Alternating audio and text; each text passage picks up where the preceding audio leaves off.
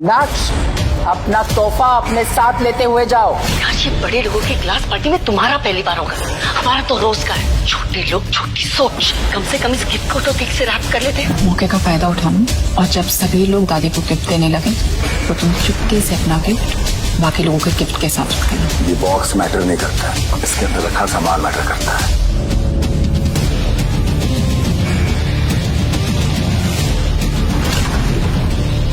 इतना महंगा गिफ्ट, वो भी इस फर्नीचर के पास। इसके पास इतने पैसे कहाँ से आए? आखिर क्या है इस गिफ्ट बॉक्स का रहस्य, जिसे देख सबकी आंखें खुली की खुली रह गई? कौन है ये नक्श और क्या है इसकी कहानी? गरीब घर जमाई नक्श की रईसजादी पत्नी अनिका की दादी कल्याणी जावेरी का बर्थडे था। नक्श ने अनिका से प्रॉमिस किया था कि इस बार वो ऐसा गिफ्ट लाएगा जिसे देखकर जावेरी फैमिली के होश उड़ जाएंगे। ये क्या है? नक्श उस बॉक्स को खोलकर अनिका को दिखाना चाहता था कि उसने अनिका की दादी कल्याणी के लिए क्या लिया है। उसे लग रहा था कि गिफ्ट देखकर वो पूरी तरह से सरप्राइज्ड हो जाएगी। ये बॉक्स मुझे उन्हें ऐसे ही देना है और इसे गिफ्ट रैप करने का मेरे पास टाइम नहीं था। छोड़िए ना, ये बॉक्स मैटर नहीं करता है, इसके अंदर रखा सामान मैटर करता है। अनिका उस बॉक्स के अंदर का सामान नहीं देखना चाहती थी। उसे लग रहा था कि अगर नक्श ने वो सामान अभी बाहर निकाला तो उसके लिए बहुत एम्बैरेसिंग हो जाएगा। नक्श, इस बॉक्स को भी खोलने की कोई जरूरत नहीं है। मौके का फायदा उठाऊं और जब सभी लोग दादी को गिफ्ट देने लगे तो तुम चुपके से अपना गिफ्ट बाकी लोगों के गिफ्ट के साथ रख देना। मुझे इस बार कोई ड्रामा नहीं चाहिए, थक गई हूँ।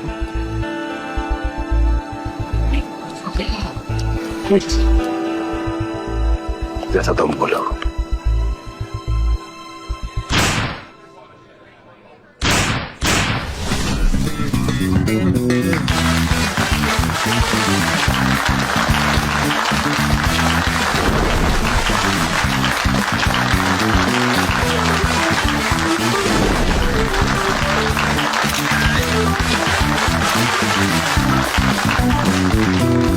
पार्टी शुरू हो गई थी और स्टेज पर सभी लोग एक एक करके कल्याणी को गिफ्ट्स दे रहे थे। ऐसी पार्टीज में अक्सर ऐसा होता है कि सारी रिच फैमिलीज की नजर एक दूसरे के गिफ्ट्स पर होती है। सभी जानना चाहते हैं कि कौन क्या दे रहा है, किसका गिफ्ट सबसे ज्यादा वैल्यूएबल है। साथ ही साथ सभी कल्याणी के रिएक्शंस को भी नोटिस करते हैं ताकि उन्हें पता चले कि वो गिफ्ट कल्याणी को पसंद आया है या नहीं। पल्लवी,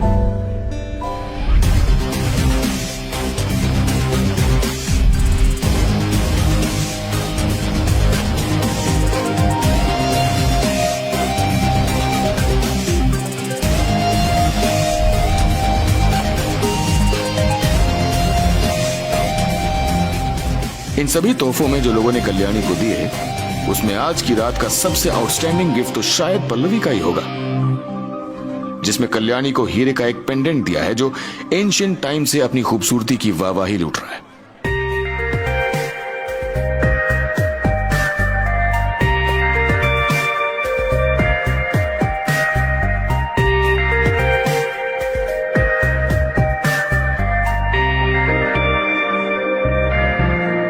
ये लड़की शुरू से ही सबसे आगे रही और आज भी सभी से आगे है। अनफॉर्चुनेटली, भले ही तुम्हारी दादी तुमसे कितना ही प्यार क्यों न करती हो, लेकिन वो तुम्हें हमेशा के लिए अपने पास नहीं रख सकती। एक न एक दिन तुम्हारी शादी होगी और तुम दूसरे घर चली जाओगी। मैं उसके बाद तुम्हारा हिस्सा नहीं रह पाऊंगी। पल्लवी का कोई बॉयफ्रेंड भी नहीं है, लेकिन कल्याणी की सोच कहां से कहां पहुंच गई थी।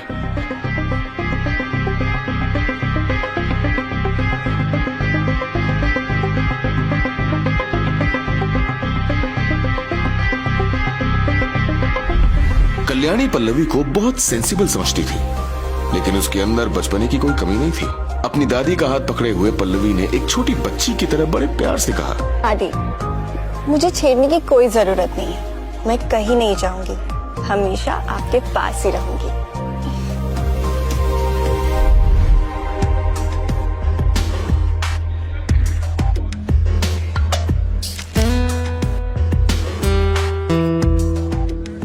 पल्लवी की सीट नक्श के बाजू में थी। जब वो अपनी सीट पर लौटी तो उसने नक्श को कुछ बुदबुदाते हुए सुना। वो एक जेट पेंडेंट है ना, मुगल डायनेस्टी का पैलेस में रखने वाला आइटम। बहुत खूब। पल्लवी ने भी कभी नक्श पर ध्यान नहीं दिया या फिर कभी रिस्पेक्ट नहीं की, लेकिन अभी पल्लवी की क्यूरियोसिटी नक्श के प्रति अचानक से जाग उठी थी। तुम्हें कैसे पता कि वो मुगल डायनेस्टी का जेट पेंडेंट है? तुम्हें इन सब की नॉलेज है? थोड़ी बहुत। वैसे कितना खर्चा किया इस जेट पेंडेंट के लिए? 1.5 करोड़। पल्लवी ने उस जेट पेंडेंट को अपने एक खास दोस्त की मदद से खरीदा था।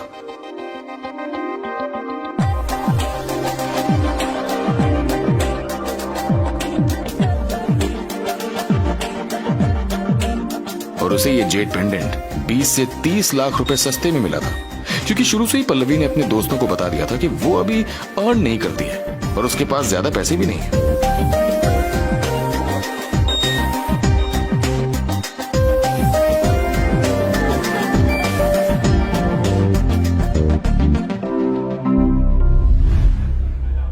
तुम्हारा भारी नुकसान हो गया, क्योंकि उस पेंडेंट की कीमत 80 लाख से ज्यादा नहीं है।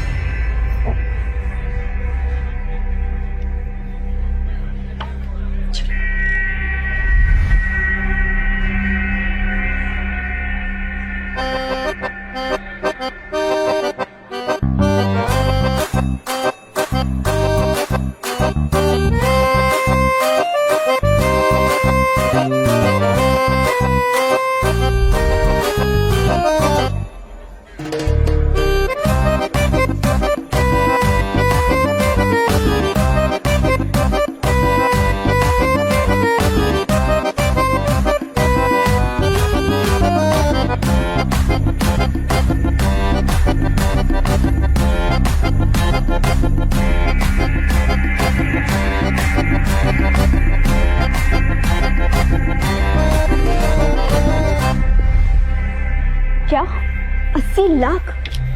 लेकिन ऐसे कैसे हो सकता है? मैंने मेरे खास दोस्त की मदद से खरीदा है। वो तो कह रहा था कि इसकी कीमत 1 करोड़ 80 लाख है। देखो, जेट पेंडेंट की क्वालिटी 3 कैटेगरी में डिवाइड होती है: लुक, लिसन और टेस्ट। अगर कोई जेट बहुत ही ज्यादा ट्रांसपेरेंट है और ग्लॉसी है तो समझ जाओ कि वो सबसे बेस्ट जेट है। लेकिन तुमने जो पीस दादी को दिया है वो इतना ज्यादा ट्रांसपेरेंट नहीं था, और उसका कलर भी ऑफ ग्रीन था और टेक्सचर भी अनइवन था। उसे हम मीडियम क्वालिटी का समझ सकते हैं, लेकिन नॉट द हाईएस्ट क्वालिटी। इसीलिए उसकी कीमत 70 लाख है। अगर तुम्हारा दोस्त तुम्हें डिस्काउंट भी देता तो भी उसे 30-40 लाख का प्रॉफिट होता, लेकिन उसने तो सीधा 90 लाख का प्रॉफिट कमाया। तुम्हारा दोस्त।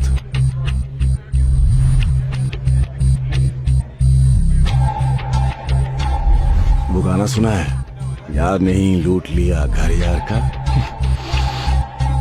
मुझे और कमेंट नहीं करना।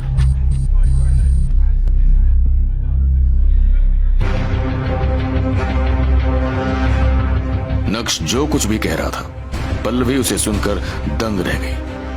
उसे यकीन नहीं हो रहा था कि उसके दोस्त ने उसे चूना लगा दिया।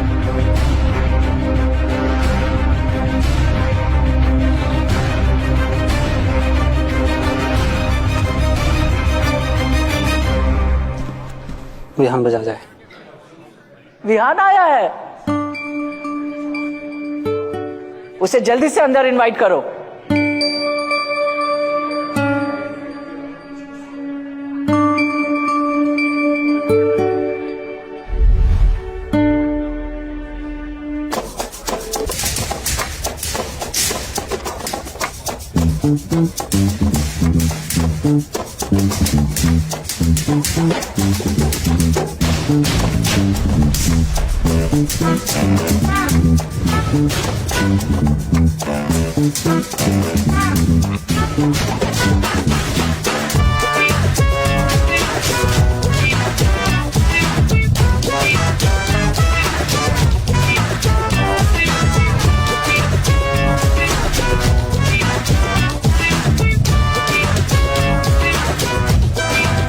विहान के हाथ में कल्याणी को देने के लिए एक खूबसूरत सा गिफ्ट बॉक्स भी था। विहान के पास जो आखिरी पैसे बचे थे उससे उसने आज अपने लिए कपड़े खरीदे और कल्याणी के लिए गिफ्ट खरीदा। अगर उसे अपना गोल अचीव करना है तो आज उसे कामयाब होना ही पड़ेगा। कॉन्फिडेंस के साथ विहान कल्याणी के पास गया और हल्का सा झुकते हुए बोला, हैप्पी बर्थडे दादी।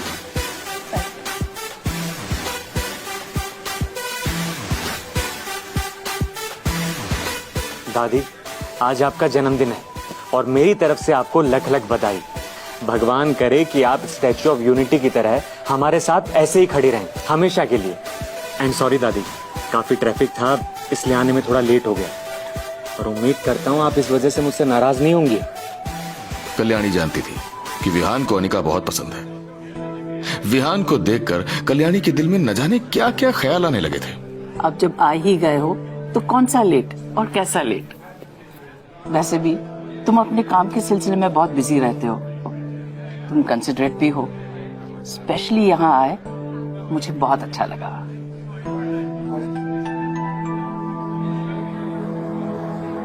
दादी, आज मैं आपको सिर्फ यहाँ तोहफा देने के लिए नहीं आया हूँ, बल्कि आपके यहाँ से एक खूबसूरत तोहफा ले जाने के लिए आया हूँ। मैं आपसे कुछ पूछना चाहता हूँ।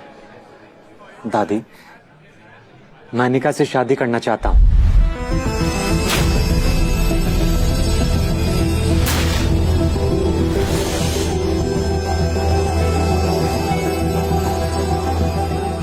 कल्याणी ने घूरते हुए विहान को देखा और उसके बाद उनकी नजर अनिका पर जाकर टिक गई थी।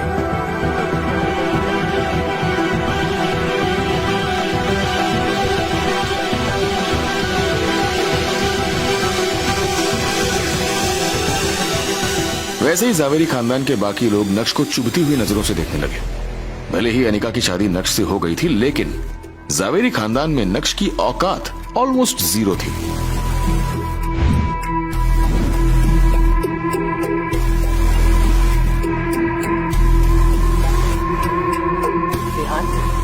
तुम्हें भी पता है कि अनिका की शादी हो चुकी है और इस शादी को 2 साल से ज्यादा का समय हो गया है। क्या तुम्हें इस सब से फर्क नहीं पड़ता?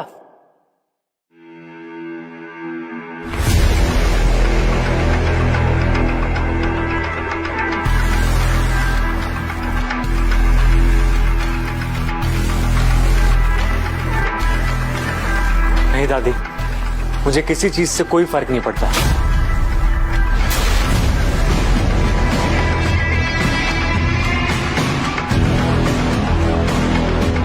मैं अनिका से बहुत प्यार करता हूं और आपको भी मैं दिल से दादी मानता हूं और उम्मीद करता हूं कि आप अनिका की खुशियों के बारे में सोचेंगे और मेरी रिक्वेस्ट को एक्सेप्ट करेंगे। विहान को नक्श के वहां होने से कोई फर्क नहीं पड़ रहा था।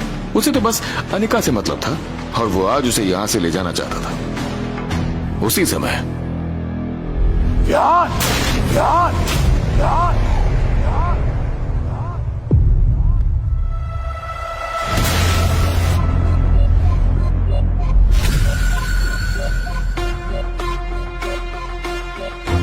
मुझे ये तो पता था कि तुम बहुत घटिया हो, लेकिन इस लेवल के घटिया हो कि मेरी बीवी तक पर तुम्हारी नजर है। शायद शर्म तुम्हारे घर पर कभी आई नहीं होगी। नक्श की आंखों में गुस्सा साफ दिखाई दे रहा था। लो, अचानक से मैम्बो अंकल इस मैटर के बीच में घुस गए। लो, यही बाकी था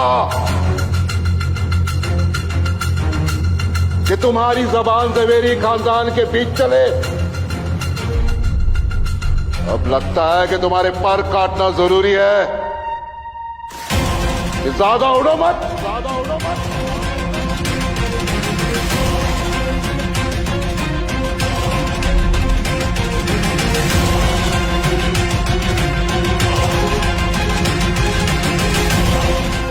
इससे कोई फर्क नहीं पड़ता कि मैं कितना ही यूजलेस क्यों ना हो, लेकिन आपसे बेटर हूं मैं।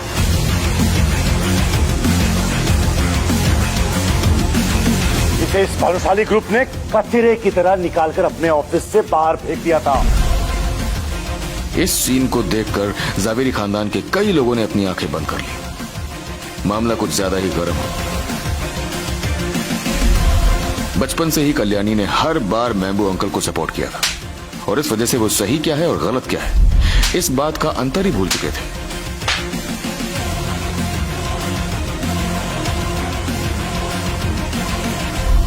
यही वजह है कि उन्हें दूसरों के मामले में घुसना और लड़ाई झगड़ा करना बहुत अच्छा लगता था। आज भी वो यही कर रहे थे। जवानी के दिनों से ही मैम्बो अंकल ने कॉलेज में खूब दंगे फसाद किए थे।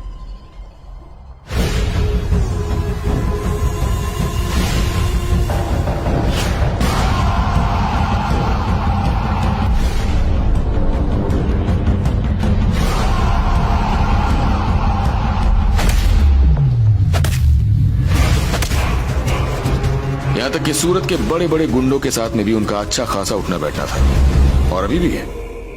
नक्श तो उनके सामने उड़न खटोला है, एक पंच में पता नहीं कहां से कहां चला जाएगा। लेकिन उसके बाद भी उसने मैम्बो अंकल से पंगा ले लिया था, और ये देखकर जावेरी खानदान के लोग फुसफुसाने लगे थे। हो गया कल्याण, आज की रात नक्श के लिए अच्छी जाने वाली नहीं है। बरोबर 6, इसका कोई हक नहीं बनता कि यह हमारे जावेरी खानदान के बीच में कुछ बोले। किसी ने भी मैम्बो अंकल को रोकने का इनिशिएटिव नहीं लिया। सभी नक्श को मार खाता हुआ देखना चाहते थे। नक्श अभी भी अपनी जगह पर खड़ा हुआ था और उसकी बॉडी लैंग्वेज में कोई भी चेंजेस नहीं आए थे। उसके चेहरे पर डर दिखाई ही नहीं दे रहा था। साले कमीने, तेरी इतनी हिम्मत! खड़े खड़े क्या कर रहे हो? जल्दी करो और निकलो यहाँ से।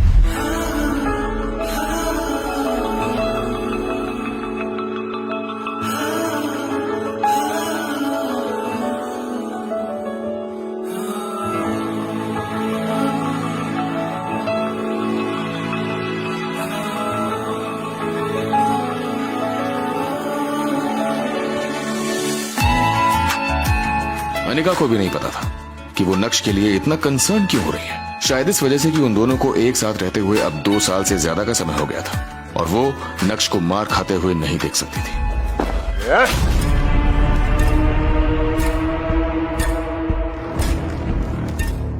सारी ताकत मुझ पर ही आजमानी है।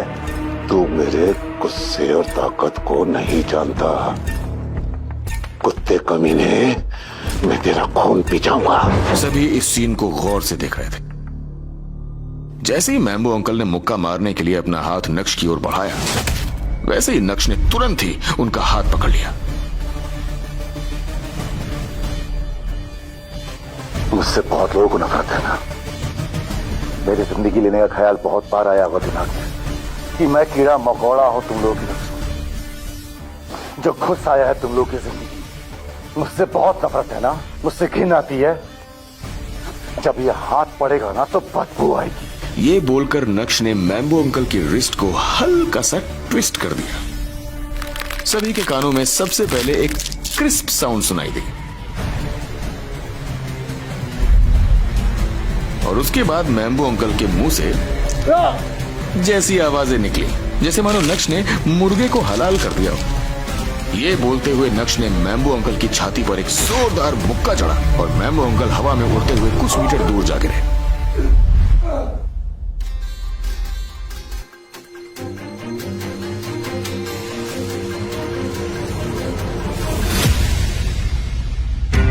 मैम्बो अंकल दर्द से छटपटाते हुए जमीन पर पड़े थे। उन्होंने महसूस किया कि उनकी हड्डी पसली एक हो गई। दर्द के मारे वो बस चिल्लाते जा रहे थे।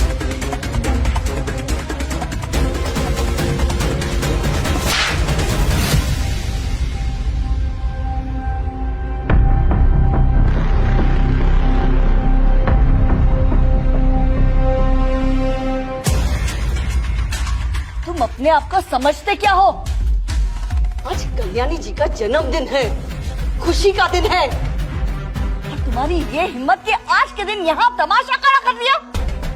सही कहा तुमने, तुम कीड़े मकोड़े हो इस परिवार के लिए। हमारा खाकर हम ही को नुकसान पहुंचा रहे हो। जानवर भी तुमसे ज्यादा वफादार होता है। तुम सिर्फ एक कुत्ते हो जिसे मेरे परिवार ने इतने सालों से पाल कर बड़ा किया है।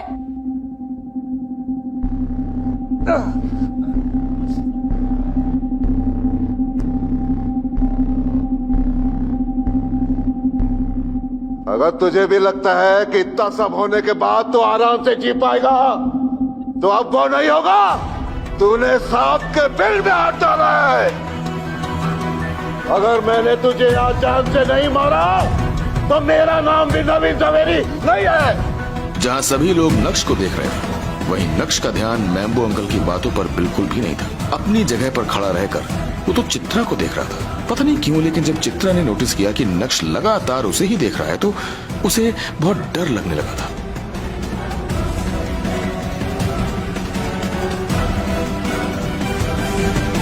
अनिका और मेरी शादी को 2 साल हो गए। भले ही आपको मेरी तरफ से कोई कंट्रीब्यूशन नहीं दिखाई देता, लेकिन हम दोनों के बीच में फैमिलियल लव तो हो सकता है ना। आज नक्श के चेहरे पर एक अलग ही कॉन्फिडेंस दिख रहा था, जिसे देखकर ऐसा लग रहा था जैसे नक्श पूरी तरह से बदल गया। क्योंकि मैं दूसरे लोगों से कंपीट नहीं कर पाया, इसलिए आपने और अनिका ने मुझे हमेशा नीचा दिखाया है।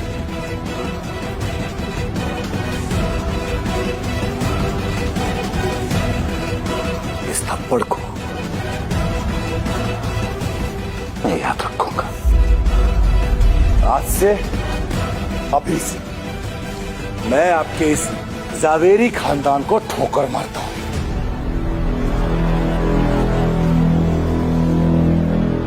अरे इस छोटी जगह और आप जैसे छोटे लोगों के बीच में मैं कभी नहीं आऊंगा, जिन्हें इंसान नहीं, रुतबा और दौलत इंसानियत से बड़ा लगता है।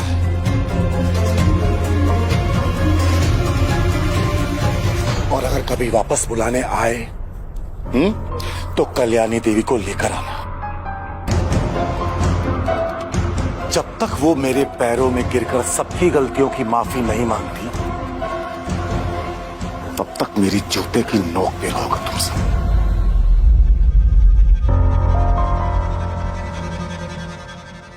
वहीं दूसरी तरफ नक्श की बात सुनकर वहां मौजूद सभी लोग एकदम शॉक्ड रह गए थे। किसी ने भी नहीं सोचा था कि नक्श जैसा कचरा अपने मुंह से ऐसे शब्दों का इस्तेमाल करेगा।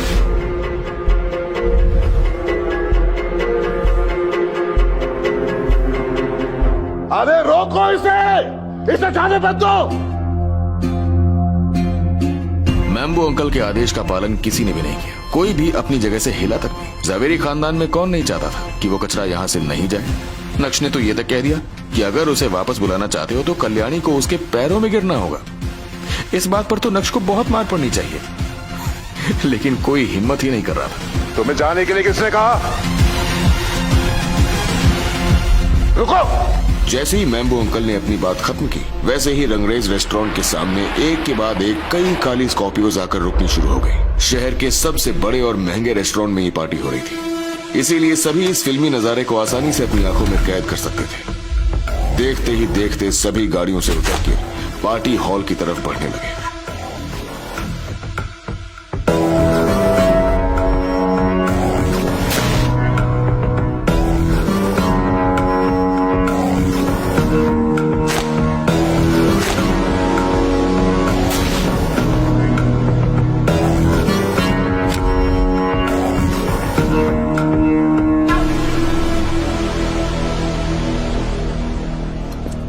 इरफान भाई, अल्लाह का शुक्र है कि आप जल्दी आ गए।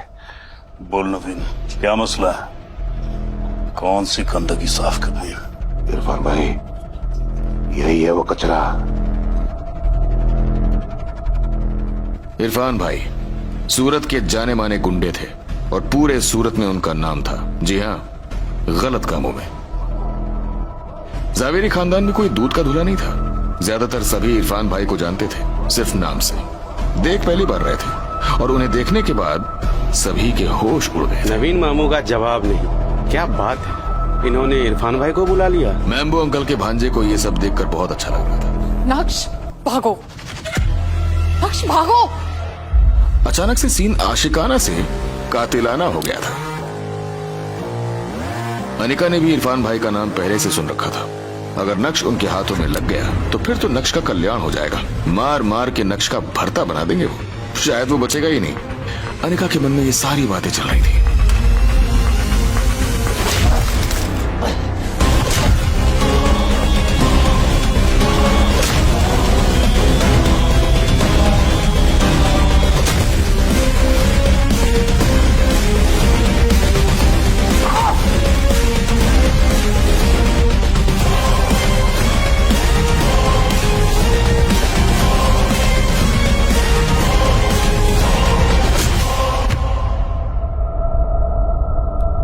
अनिका ने देखा कि नक्श अपनी जगह से हिलने का नाम ही नहीं ले रहा है, तो वो तुरंत अपनी जगह से आगे बढ़कर नक्श को वहां से ले जाना चाहती थी। अनिका, ये तुम क्या कर रही हो? क्या तुम पागल हो गए हो? सामने इरफान भाई हैं, वो मेल फीमेल कुछ नहीं देखते हैं, उनका बस चाकू चलता है। अगर तुम्हें कुछ हो गया तो मेरा क्या होगा? किसी की भी हिम्मत नहीं थी कि वो इरफान भाई को प्रोवोक करे। इरफान भाई वाकई में काफी रुथलेस इंसान थे। तानाशाही दिखाते हुए बोले, भाई क्यों मेरे हाथों खून कराना चाहते हो अपना? मुझे मारना पसंद ही नहीं है, बल्कि बहुत पसंद है।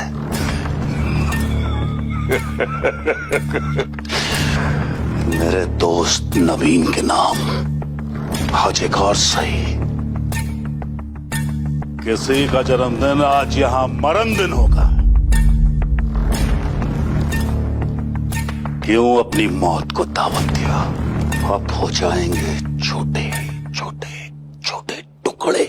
जब मैम्बो अंकल ने इरफान भाई के मुंह से इन शब्दों को सुना तो वो प्राउडली नक्श के सामने जाकर खड़े हो गए थे और नक्श को ये दिखाने की कोशिश कर रहे थे कि देख ले बेटा, कौन बड़ा है, तू या मैं। उनकी आंखों में एक अलग ही चमक आ गई थी, जैसे मानो उन्हें पूरा भरोसा था कि आज तो उनके नाम का परचम लहरा के रहेगा। उस समय मैम्बो अंकल ने इरफान भाई को ही कॉल किया था जब चित्रा और नक्श के बीच हीटेड आर्गुमेंट्स हो रहे थे। और देखिए, उनके एक कॉल से इरफान भाई इतने सारे लोगों के साथ नक्श को मारने पहुंच गए थे। वैसे इतने सारे लोगों को लाने की क्या जरूरत थी इस नक्श के लिए, ये किसी को समझ में नहीं आ रहा था। 2 लोग ही काफी होते, लेकिन शायद मैम्बो अंकल ने इस बात को बढ़ा चढ़ाकर बोला होगा। वैसे भी उन्हें ये सब करने में बहुत मजा आता है। सभी लोग नक्श की ओर देख रहे थे और मन ही मन सोच के बैठे थे कि आज तो उसकी अर्थी यहीं से उठेगी। लेकिन कोई भी ये नहीं सोच रहा था कि जावेरी खानदान का सबसे लाडला इंसान नवीन जावेरी सूरत के गुंडे को कैसे जानता है। अब जावेरी खानदान को अपनी इमेज की परवाह नहीं थी। इरफान! जब मैम्बो अंकल कॉलेज में थे तब किसी कांड की वजह से उनकी मुलाकात इरफान भाई से हुई थी और उस दिन इरफान भाई ने मैम्बो अंकल को कुत्ते की तरह धोया था।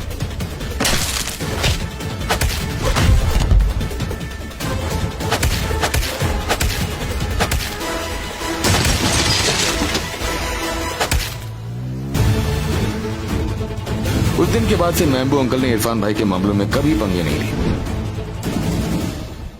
बल्कि हमेशा से उनसे दोस्ती करने की कोशिश की।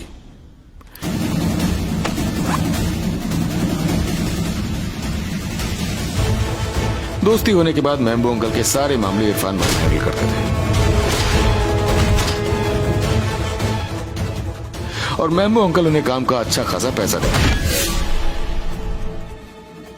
अभी भी जब भी मैम्बो अंकल को इरफान भाई से रिलेटेड कोई भी काम होता है तो वो उन्हें काफी पैसा देते हैं।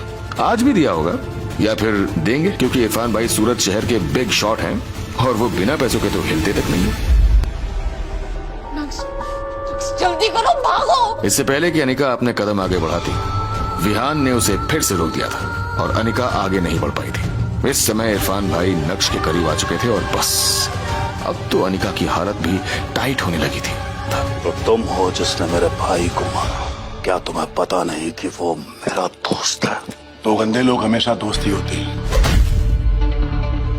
लेकिन सिर्फ अच्छा इंसान वो बुराई का दुश्मन होता है। एक कुत्ता जिसे सिर्फ पूरे दिन भौंकना आता है और उसे सबक सिखाना जरूरी नहीं है।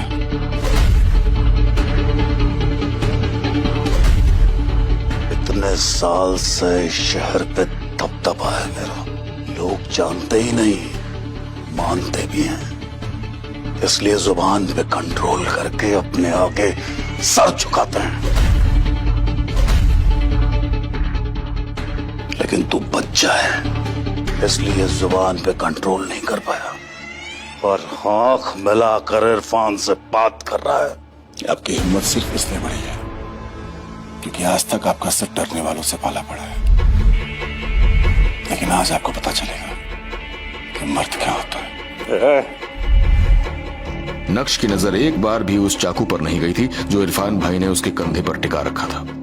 मैम्बो अंकल को यह सब देखकर बहुत मजा आ रहा था, क्योंकि नक्श इरफान भाई को गुस्सा दिला रहा था और इरफान भाई का तांडव तो मैम्बो अंकल पहले ही देखे हुए हैं, तो उन्हें तो नक्श का आधा कटा हुआ शरीर दिखाई दे रहा था और ये सब सोचकर ही उनके चेहरे पर मुस्कान आ गई थी। इरफान भाई को मैम्बो अंकल से बेहतर कोई नहीं जानता था। इरफान भाई को किसी का भी डर नहीं था, पुलिस का भी नहीं, क्योंकि उनकी तरफ से पुलिस वालों को हफ्ता पहुंचा दिया जाता था। ऐसे में अगर अनिका को लग रहा है कि उसे पुलिस को कॉल करना चाहिए और पुलिस आकर नक्श को इरफान भाई से बचा लेगी, तो ये केवल एक सपना है। किस खानदान का लहू तेरी रखूं मैं, हाँ? पता नहीं क्यों, लेकिन इरफान भाई को नक्श को जाना पहचाना सा लग रहा था, लेकिन वो ठीक से याद नहीं कर पा रहे थे कि उन्होंने नक्श को पहले कहाँ देखा है। आप लोगों की खुद तो बेहतर ही है, जो कमजोरों को नहीं डराते और ना ही उनको पर हाथ उठाते। हमारा हाथ हमेशा इज्जत बचाने के लिए उठता है। नक्श के चेहरे पर ना तो कोई डर था और ना ही कोई शिकन। ऐसा लग रहा था जैसे नक्श के शरीर में कोई भूत आ गया था। नक्श की बात सुनकर जावेरी खानदान के लोग पूरी तरह से शॉक थे।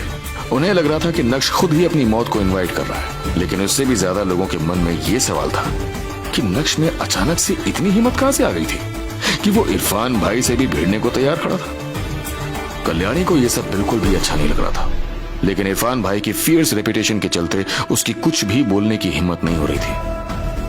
ऊपर से इस मामले में उनका लाडला नवीन भी शामिल था, जिसे इरफान भाई अपना भाई बोल रहे थे। तो ऐसे में कल्याणी बस तमाशा देखने के अलावा और कुछ भी नहीं कर सकती थी। लेकिन अंदर ही अंदर कल्याणी को बहुत रिग्रेट हो रहा था, और उसकी वजह मैम्बो अंकल थे। मैम्बो अंकल की स्कूलिंग सूरत में ही हुई थी, लेकिन उन्होंने अपना कॉलेज और बाकी के सारे कोर्सेज मुंबई में किए थे। मुंबई जाने के बाद ही मैम्बो अंकल को लड़ाई झगड़े और दंगे फसाद करने का शौक चढ़ा था। कल्याणी ने मैम्बो अंकल को इससे दूर रखने की बहुत कोशिश की, लेकिन वो दूर नहीं हो पाए। इसलिए कल्याणी ने बाद में मैम्बो अंकल को इटली में सेटल कर दिया था। वहां जाने के बाद मैम्बो अंकल में काफी चेंजेस आए, लेकिन वो कहते हैं ना कि कुत्ते की दुम कभी सीधी नहीं होती।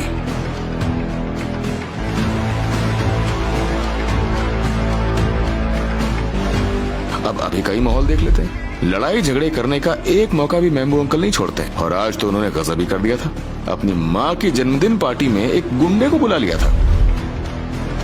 भाई, इस लड़के को बोलने की जरा भी तमीज नहीं है।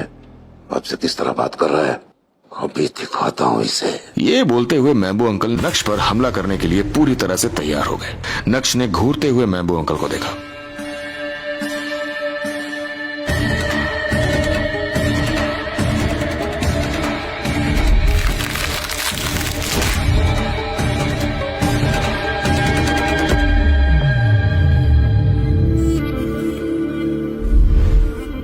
और उसके बाद अपनी नजर इरफान भाई पर टिका दी और इरफान भाई के कान में कुछ कहा। जैसे ही नक्श के मुंह से शब्द बाहर आए, वैसे ही इरफान भाई के चेहरे के एक्सप्रेशंस पूरी तरह से बदल गए थे। ऐसा लग रहा था जैसे कि इरफान भाई को अपना अतीत याद आ गया था।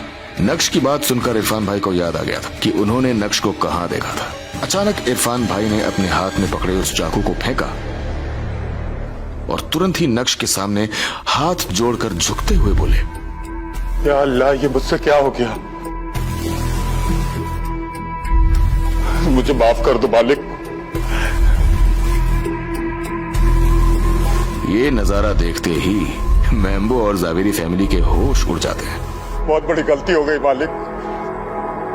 जिस इरफान भाई के सामने सारा शहर झुकता है, तो फिर अचानक इरफान भाई क्यों नक्श के सामने झुक गया?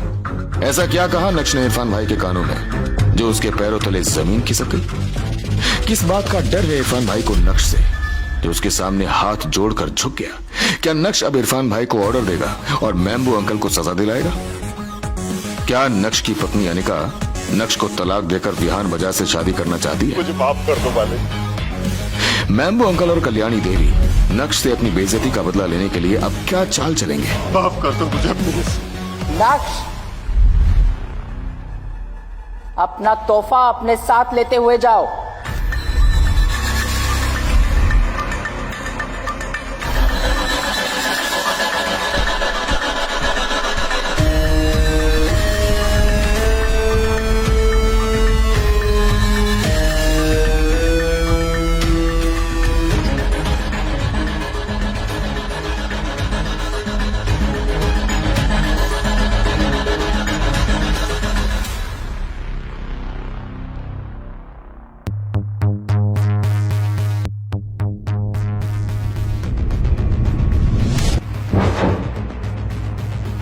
आखिर क्या है इस गिफ्ट बॉक्स का रहस्य, जिसे देख सबकी आंखें खुली की खुली रह गई? कौन है ये नक्श और क्या है इसकी कहानी? आगे की कहानी जानने के लिए नीचे दिए गए लिंक से डाउनलोड करें पॉकेट FM ऐप।